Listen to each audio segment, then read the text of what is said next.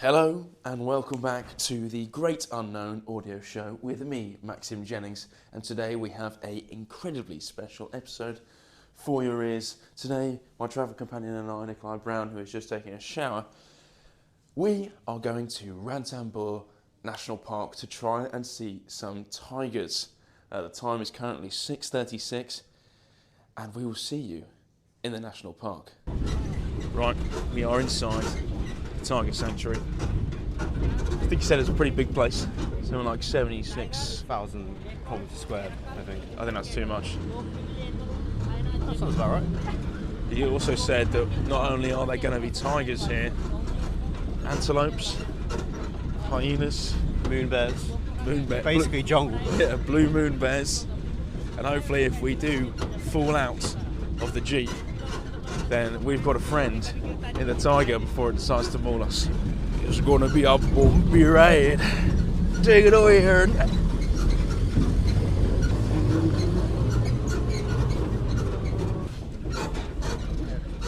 Might be seeing our first signs of wildlife over onto the left, and of course, Nick and I locate on the right. Nick instantly stands up with his camera like an absolute tourist. Right. Oh, peacock.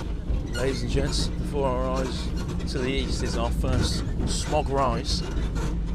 Lovely tints of pink.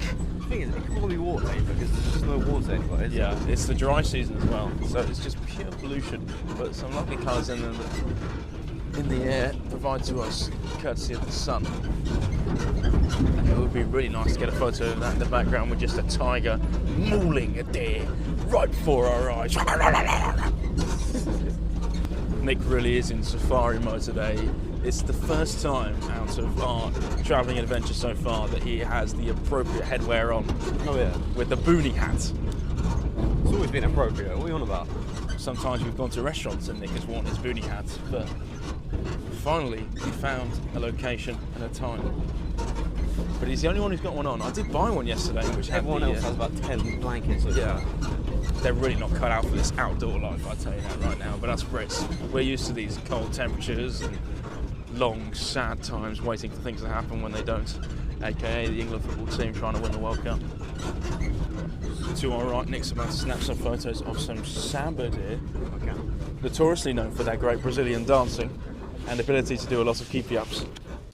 Oh dear, oh dear, oh dear, what do we have here? Dear good sir. We have come across three gentlemen in the middle of the road with no Jeep in sight. Clearly And a stick. Their weaponry of choice? A stick. They have walkie-talkies and I think they set up camera traps, so it'll be interesting to see whether they come back alive or not. Who knows? Just love to see a tiger run out, ambush them, maul them. I couldn't really do much to help them. Obviously I don't want to see that. That would be horrible. But it would make for great audio. Our driver has somewhat picked up the pace. Could be in luck. I mean, if there was a tiger around here, we're moving like a tank, so I don't think it would be staying or sticking around for very long. So we have spotted a tiger, which was always the plan of action. Unfortunately, we're surrounded by a dozen or so other safari cars and at least 200 other tourists. So our view's a bit blocked at the moment. Nick managed to get a half decent one of the camera without seeing the tiger's face, which is brilliant. But you can clearly see the coloration of the orange and white and the black tints from where we were. Unfortunately, we're not there anymore. So we're just looking at trees. We're currently just looking at a bunch of branches and a bunch of other tourists take photos of a tiger that's sat on a ridge about, what, 200 metres away? Yeah. Yeah. There's no real opportunity of going off the beaten track at all, considering that there's only one track and we're now facing the wrong way if we wanted to go and see any more tigers. So maybe our driver's going to go in reverse for the rest of the journey, which should be exciting. So we'll keep you updated. Oh, fucking hell! I mean, audience, we thought that we were celebrities by having a selfie count of 17 photos before last night. And last night was a really good night, which we haven't spoken about yet. But Yeah, this tiger is a huge celebrity. He's got at least 1,000 people. Oh, that's a massive exaggeration. At least 200 people. I wouldn't even say that, mate. I'd say about 100. Yeah, and a bunch of cars, and it's just sleeping. It's ignoring everything, and I really respect it, because why give anyone the time of day who's going to destroy your habitat, just like us Westerners? We've got a huge variation of tourists here. Some who are trying to look through their binoculars, fair enough, you're going to get good magnification like that. Others who have flash photography on their lenses, which is a new one, considering it's broad daylight. Not entirely sure what the flash is going to do. Nick's got a great photo of all the tourists summed up here. There's a bloke who's doing gun fingers across his phone. Some of the lenses that are being pulled out here are absolutely fantastic. I think it's more of a spectacle watching tourists than it is the tiger itself. That one middle tree. But you can't see it because it's behind the... Okay, yeah. Same. That one. Got it. That one, another middle tree. Behind the tree. In zone is behind that one. Something moving. Leg licking. Yeah. You can take picture from here. Yeah? You can bet. Yeah, Probably got a bet. see. So we'd managed to stay in the same spot, and Nick had really he'd managed to get a decent photo of a tiger sticking its tongue out, which is pretty bloody decent, to be honest with you, considering we're about 200 metres away, and Nick's camera's not the biggest, it doesn't have any mega fancy lenses on it. He's done a really good job with that, so it's really a toss-up now to decide what's going to be the cover of the podcast episode, but I think we're going to go for the tourists looking like they are about to scrap if they don't get a good spot, and the Gunfinger machine guide with his covering the entirety of his camera other than the lens. But I'd say it's been a big success. We've seen a lot of head movement from the tiger, a lot of licking, and we've got some good information from our tour guide, so on the way back I'll give you the lowdown on what kind of tigers these are and how they operate. Creatures of the night. Please down, we go. Absolute Carnage. Place it down. Tiger's on the move. The tiger's on the move. We're not going to be able to get to our seat.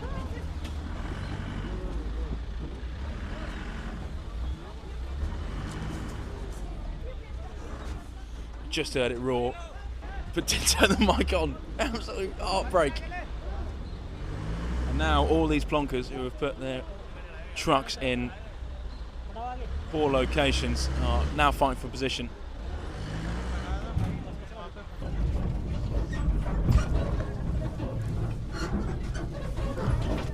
Jesus fucking Christ. Enjoying this sound check. Downhill's definitely a lot harder than uphill. Right, so I think that concludes our tiger exploration. We did manage to see a tiger, which is always a big success. Following that, we also saw a crocodile, plenty of deer, young and old. So a few tiger facts that we picked up from our guide, whose name escapes me. A very nice gentleman, quite good looking as well, I thought. Good curtain haircut. Great stuff.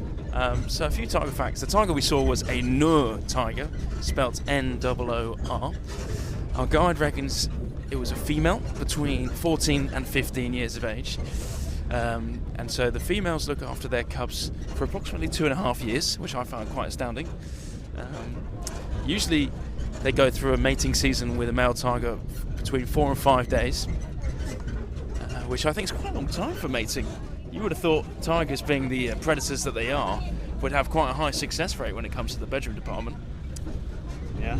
That doesn't seem to be the case. Maybe they enjoy it more than other animals, and so just keep going until they got everything out they need to feed. They hunt for once a week, and that meal should keep them going. They only hunt at night time and sleep throughout the entirety of the day, so it was actually quite good that we managed to see a tiger lick its hands, give a little roar to our similar to Nick's example. And in this Tiger Sanctuary Reservation Park, one of 5 in Rajasthan, there are 78 tigers, a combination of Nor and Bengali.